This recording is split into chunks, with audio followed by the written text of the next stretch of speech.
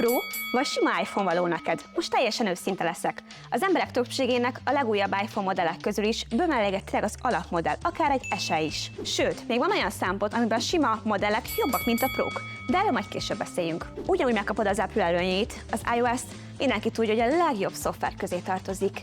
És teljesen mindegy, hogy egy vagy két kamerád van, ezekkel is gyönyörű képeket tudsz csinálni, hidd el. Az alapmodellek akkumulátora szinte mindig jobban bírja, mint a Pro modelleké.